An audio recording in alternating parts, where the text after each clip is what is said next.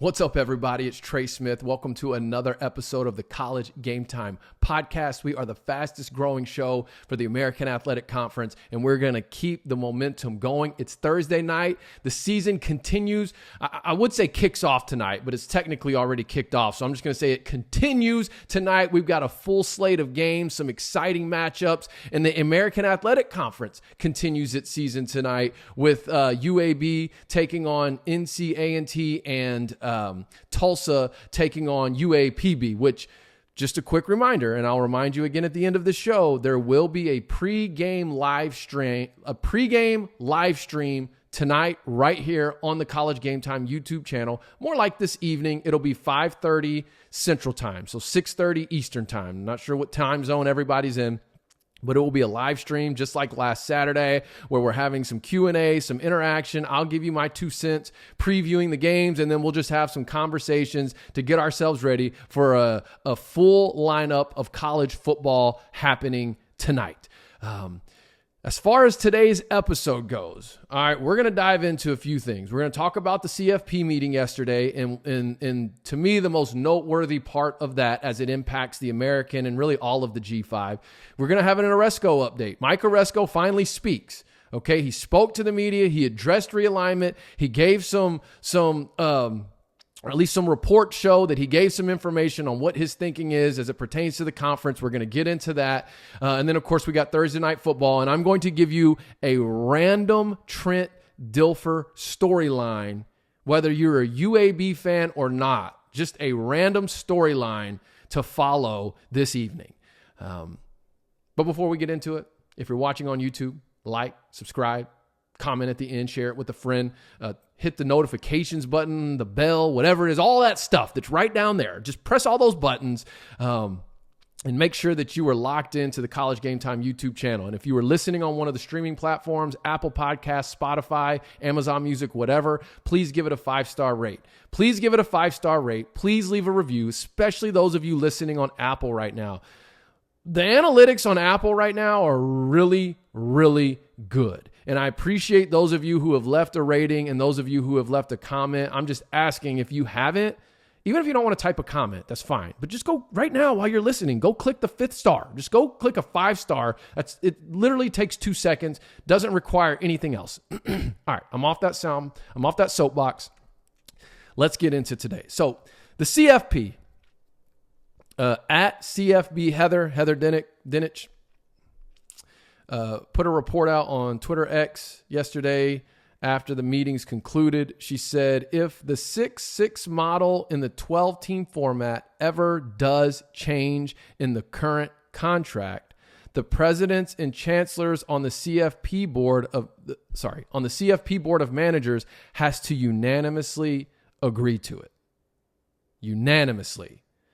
So that's big for the G5 if that 6-6 model is going to change. That means there has to be unanimous support from the CFP Board of Managers. And really that means if it changes, that you would have to think somehow the G5 programs or the G5 conferences are getting some sort of incentive to vote to change it.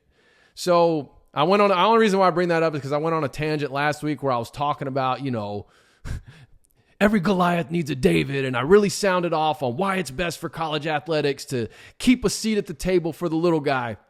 And I was pleased to see this. Regardless of how realignment is continuing to shake out, it's good to see that at least for the current contract, that the 6-6 model seems to be pretty ironclad at this point. But let's get to the part I know a lot of you are most interested in for this episode, and that's Mike Aresco. And there's 2 different reports I'm going to reference here and kind of unpack it, because I feel like he said a lot through saying a little. And if you're paying attention throughout this process and you've been following closely throughout this process, you can really piece some things together. Even if you've just been watching this channel in the month of August. And I'm gonna reference some things from several weeks ago and how they correlate to some things that Oresco said yesterday. And then there's been I've seen some mixed reactions to another thing that he said that was reported by Ross Dellinger. as well. But let's, again, using common sense, following this process to this point, like let's unpack it and get to the root of what really could be happening here. So let's start with The Athletic. Nicole Auerbach put an article up, and in that article, she's got quotes. These are direct quotes from Oresco. And he said, I've talked about how destructive this whole P5 thing is, Power 5. It's all about branding. It's all about the P5 conferences. We heard, well, Stanford and Cal have no place to go. They had a place to go. It may not be the place they wanted to go ideally, but they weren't orphans. They had a chance to go somewhere. Let me pause right here. If you remember, I want to say it was 3 weeks ago from today, I put some information out on Twitter about information I had received. I also think 3 weeks ago today was when we had Jim Williams on the show discussing this as well, which basically at that point in time was that things were trending, or maybe it was Friday night when I posted this, but things were trending towards the American Athletic Conference either adding all 4 Pac teams or none at all. Like you can go to my Twitter at I'm Trey Smith right now and look. 3 weeks ago from today. In fact, David Smoke and the 365 crew talked about that tweet on their show that Friday. And then I was a guest the following Monday further discussing it. So this is like documented. This was, in my opinion, some of the most credible information I've received up to this point 3 weeks ago, which was that things were trending towards the AAC either getting all 4 or none at all. I talked about the Hail Mary for Stanford to the Big Ten. And then I talked about in that same tweet that, Oresco was on his A game. In other words, he was not sitting on his hands, but he was taking action. That statement I just read from this article that he made confirms that to me. Maybe I'm reading too much into it, but it sounds like what he's saying is, look, they had a place to go. May not be where they wanted to go, but it was here. And I'd also gotten confirmation then that there was at that point in time mutual interest. Well, if you remember, that was right on the heels of the ACC, Stanford Cal to the ACC smoke kind of dying out. And I think that was on like Wednesday or Thursday. And I had made a video that Wednesday about trying to get Oregon State and Washington State to the American if Stanford and Cal were going to the ACC. And it was the following day when I got some information. It was like, that ain't going to happen. It's going to be either all 4 or none at all. Now, again, realignment season, weeks are like years. So much has changed since then. But like that was what I believe to be some very valid information. And what this tells me is that conversation was happening and that was where it was trending. But if you remember the following week, after the ACC whole thing was essentially dead, well, the next week is when you had Condoleezza Rice, George W. Bush, these powerful political figures start getting involved, basically begging the ACC to let these teams in. And then that's when you started seeing more reports about the giving up of the revenue shares, whether it was SMU giving up their full share or whether it was Cal and Stanford giving up, 70% of their share. So what he's saying is, yeah, they had a chance. And then in the rest of the statement, he says, there's this desperation now because of the P5 branding. That's really what's going on. I understand the issue of money and it's based on TV deals, but guys are willing to go for virtually nothing because they feel like they have to have that. They feel that they need that branding, that Power 5 branding. And I've talked about it right here on the channel. That Power 5 branding, where is it relevant nowadays? It's relevant in recruiting. Recruiting is the lifeblood of every program. That's why if a reverse merger could be done with the current PAC and retain that Auto 5 status, which essentially is Power 5, that's why I believe that would be the best course of action. I don't want to rabbit trail now, but what I want to stay focused here because basically what Oresco just said, if we're reading between the lines, was they had an opportunity here. And it even sounds almost like we were making some progress, but there was so much of a desperation from Stanford and Cal's viewpoint that they needed Power 5 branding, that they went and called in the reinforcements, Condoleezza Rice, to start making calls to the ACC and start figuring out how can we essentially give up revenue shares to kind of financially get our way in. So that's one thing. Then we have Ross Dellinger. He put a report on Twitter. He said, Mike Aresco says the AAC is evaluating, in quotes, potential expansion targets in Washington State and Oregon State. And then in quotes, he put kicking the tires. He has an invite to visit those campuses and will, quote, probably do it. But he noted that further discussion on expansion among his league members is needed. Okay, let's unpack this one now. There's been sort of a divided response to this particular tweet from Dellinger. You have people saying, oh, Oresco's not evaluating. He's begging those teams to come. He's begging those teams to come. And then other people are saying, especially on the American side, oh, kicking the tires, he should be much further along than kicking the tires. Couple thoughts I want you to consider. Number one, think about what I just said about that information that I had 3 weeks ago that I released right here on this channel and on Twitter. This aligns with that. The thinking up to this point likely has been, we need to get all four, whether it was through some sort of merger, whatever. And according to the information that I received, 3 weeks ago, what the person told me was at that point in time, it wouldn't make sense for Oresco to only add Washington State, Oregon State. Now, the tune around that has changed over the last 3 weeks, but that was that information I had. I got a DM and then a conversation is where that information came from. A DM and then a conversation on the phone by what I believe to be a very reliable source. Again, though, does that mean it's a fact? No. Does that mean it's 100% truth? No. But I'm just saying, as this is coming out from Oresco, to me, it kind of affirms that information at that point in time because it matches up with the timeline. So I guess what I'm saying is the number one thing is to consider is that most of the mindset probably or focus to this point for expansion has been on all four. And then now it's like, okay, let's evaluate, how we can make this work if it's just two. That's where I was talking about last week. If I was Oresco, I would look at selling westward expansion, but maybe that's not his plan. I'm not the one running the conference. Another thing to consider, number two, Mike Aresco is not going to give all his cards. He's not going to show all of his cards to the media. So maybe they are way further along. Maybe they are close to signing the dotted line and nothing has leaked out. And so, of course, what's he going to say? Yeah, we're kicking the tires on that, evaluating what that would look like. Still got to talk to our conference members, make sure everyone's on board with it. There's an element to this, too, of posturing yourself as a businessman. You don't want to look like the desperate conference that needs these teams. You want to posture yourself as we would be a desirable landing spot for both of your programs.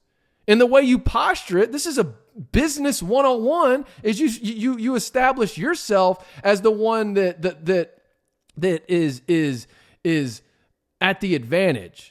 In other words, it's a privilege to come join our conference. You don't posture yourself as, I just really hope we get in. I just hope we really get these two teams in. We really, really need them, especially if we lose SMU, because the truth is that's not true anyways. You don't need those two teams.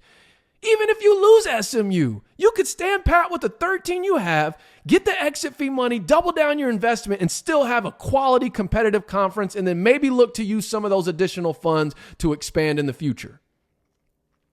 So I would say one is consider the information that I received from several weeks ago, which take it with a grain of salt if you want. Two, understand Mike Aresco is not going to show all of his cards to the media.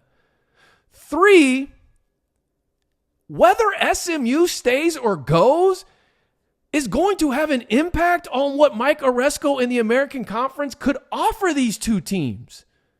Now, I think you have a point you could sell one way or the other. I think if SMU leaves, it sweetens the financial pot of what you could offer because of that exit fee money you could demand. But if SMU stays, I think it also gives you a selling point of, hey, here's another Texas school, quality Texas school, that we could work with the scheduling model, work with the scheduling model, whatever, with the Texas teams. It'd be 4 Texas teams if SMU stays, plus Tulsa and then Wichita for basketball. And so I think like SMU staying or going, I'm not going to say that's holding up any negotiations, but what I'm saying is to be fair, Mike Aresco, as commissioner of the conference, needs to know what's going to happen there so that he can really know what he's selling to these 2 programs. Does that make sense? And then finally, this is my last thing to consider, right? So 4 points to consider on this whole kicking the tires and evaluating, right? 1 is the information I received 3 weeks ago. 2 is knowing he's not going to show all his cards. 3, knowing him needing to know if SMU's in or out so that he can, and he did say there's a contingency plan. That was another thing that came out. There's contingency plan if SMU leaves. And I put on Twitter, like, I'm okay if that contingency plan is negotiating a $20 to $25 million exit fee and then standing pat at 13 teams. I'd be fine with that. Anyways, that'd be 3. And then number 4 is this. Like the narrative, the Pac teams, or I should say Oregon State and Washington State at this point, because obviously Stanford and Cal are still waiting on the ACC, but the narrative that's going around right now is that they're going to try and rebuild the conference. Now, I've adamantly expressed the hurdles, the difficulties, why I don't think that's a feasible option given the timing, all that stuff. Reiterated it all on yesterday's episode. But if that's really where their head is at, why is Mike Aresco going to waste his time right now trying to almost negotiate with the conference that's just dead set on trying to attack his? Because where's the first place they're going to look to rebuild the Pac? The American Athletic Conference. They're not looking to the Mountain West first. They're looking to the American Athletic Conference. They're looking at AAU institutions. They're looking at brands. And yeah, they're obviously going to look at the Mountain West as well, but they also know the buyouts with the Mountain West are a little bit trickier. All the teams that you see them looking to for a rebuilt Pac are right now American athletic teams. You think Oresco doesn't know that? So there's got to be an element of, okay, I don't want to go into the lion's den, so to speak, and negotiate with someone that really their first option is to try to take out what I've got. So listen, those 4 things I'm just saying as points to consider, right? Like things to think about, again, as this information continues to run rampant and change by the moment. Okay. Let me know your thoughts on that in the comments. If you're watching on YouTube, how do you take those comments that Oresco said, either in the Athletic Report or in the Dellinger Report? Obviously I gave you my 2 cents on it. I'd love to know yours. And then finally, before I finish today's episode, I'm going to give you my random storyline of the night. I'm a football nerd. I'm a fan nerd. I always like looking for just random little storylines to follow about different matchups. Obviously a game like UAB and NC A&T, it's not really like high on anyone's radar unless you're a fan of one of those 2 teams. It's going to be on ESPN Plus, and with some of the loaded matchups that are set for tonight, that one's probably not going to get a ton of eyes on it. But just something as an American Athletic Conference fan, or if you're a UAB fan listening right now, this may be something you don't know. But Trent Dilfer, head coach of UAB, making his college football head coaching debut against NC A&T's Vincent Brown, who is also a former NFL player like Trent Dilfer, okay, making his college head coaching debut. But I did a little research. This will not be the first time these 2 coaches have been on opposite sidelines as competitors. So, of course, when I saw they both played in the NFL, I wanted to see, okay, did they ever play against each other? Well, Vincent Brown's last 2 seasons in the league, and he spent his whole career with the Patriots, were Trent Dilfer's first 2 seasons in the league. And there was never any crossover. There were never ever a head-to-head matchup in preseason or the regular season. But they did have a matchup where they were on opposite sidelines. And I thought this was kind of cool because it was in 2006, okay? And it was a preseason game, the Dallas Cowboys versus the San Francisco 49ers. Now, the Dallas Cowboys, this was the final year of the Bill Parcells era. And he had a newly hired inside linebackers coach named Vincent Brown. This was actually Vincent Brown's first coaching job in the big leagues. I think prior to that point, he had spent a couple years in the high school ranks, but this was his first assistant's job at a high level. And he was the inside linebackers coach for the Dallas Cowboys in 2006. Well, on the 49ers sideline was Trent Dilfer, who, if those of you if you just are a mega NFL fan, you may know this, but that was the season the 49ers traded for Trent Dilfer earlier in the year, in May, I think, of 2006, to come in and be sort of a mentor to Alex Smith, who was a first overall draft pick the year before. So, in theory, this may have been Trent Dilfer's first, scratching the surface of the coaching profession when he was brought in. Even though he was technically a player and he was a quarterback on the roster, a big part of why he was brought in was to be kind of a pseudo assistant coach and mentor to this young, hot, top draft pick that they were hoping would be the next, Joe Montana. And so here he is on one sideline in that role. And then you got, Vincent Brown on the other sideline in his first season as an assistant at the big league. So you have that matchup back in 2006. Fast forward, what are we at? 17 years later. And now they're both going to be making their head coaching debuts on opposite sidelines. You may think that's too random to even think is cool. As someone who is a sports nerd, I thought it was cool. Wanted to share it.